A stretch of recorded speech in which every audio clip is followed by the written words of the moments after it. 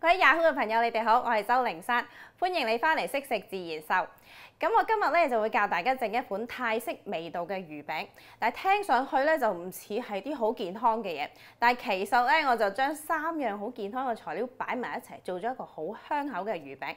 包括咧就係應該你哋平時你哋屋企人咧或者我屋企人咧都唔肯食嘅羽衣甘藍啦、藜麥啦，另外仲有魚肉嘅做法咧就好簡單嘅啫。雖然材料係多少少，但係你跟我步驟做咧，你洗嘅碗就會少啲㗎啦。咁我哋而家第一樣嘢咧，先做咗嗰個泰式汁先。咁我呢度咧就有啲魚露啦，就將佢倒落去個黃糖嗰度。另外咧就放啲泰式嘅青檸汁落去。最後咧，我呢兜仔嘅咧就係泰式嘅青檸嘅皮碎啦。另外仲有啲辣椒去咗籽嘅切碎佢嘅啫，另外仲有啲芫茜啦，你唔中意食芫茜你可以唔放嘅，但係落咗就會香啲咯。然後咧就攪勻佢啦。咁個醬做完啦，我哋放埋一邊先。咁接落嚟咧，我哋會分別預備幾種材料嘅。第一樣咧就係藜麥啦，咁啊放落去個煲仔嗰度啦，然後咧就開最細嘅火啦，我哋就會落少少油落去咧，先烘香咗佢先。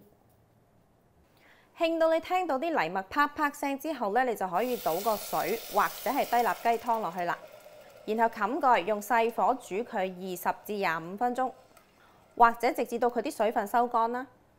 第二樣材料咧，我哋就預備羽衣甘藍啦。嗱，呢一條框咧，我哋就唔要嘅，咁我哋咧咁樣切咗佢，然後咧就揸埋一嚿，將佢切幼啦。通常咧，我中間會再劏多刀嘅，放晒落個大碗度咧。我哋會喺炒之前將啲醃料倒晒落去先，包括咧就有個蒜頭啦、辣椒啦，另外仲有啲青檸葉啦，跟住有青檸汁、黃糖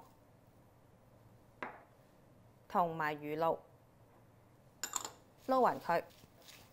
然後移過去平底鑊咧，我哋開咗中細火啦，就落少少油落去啦。我呢度係2茶匙啦。咁啲油略為熱咗咧，就將個羽衣甘藍倒落去啦。好，炒到淋身晒咧，就可以熄火啦。然後就倒翻落個碗度。咁之後咧就可以將啲魚肉倒落去啦。嗱，你中意用咩魚肉都得嘅。我呢嚿係三文魚啦，我就係只不過將佢煎咗之後咧，將佢整碎佢嘅啫。你亦都可以用罐頭嘅吞拿魚啦，或者係任何嘅白肉魚都得。我今日就俾啲藜麥煮咗25分鐘啦。嗱，你見到佢已經收晒水㗎啦。咁啊，將佢倒埋落去頭先嗰啲菜同埋魚嗰度啦。攪勻咗之後咧，我哋打2隻蛋落去啦。然後攪勻啦，咁之後咧就將佢分成8份，攞1份上嚟啦。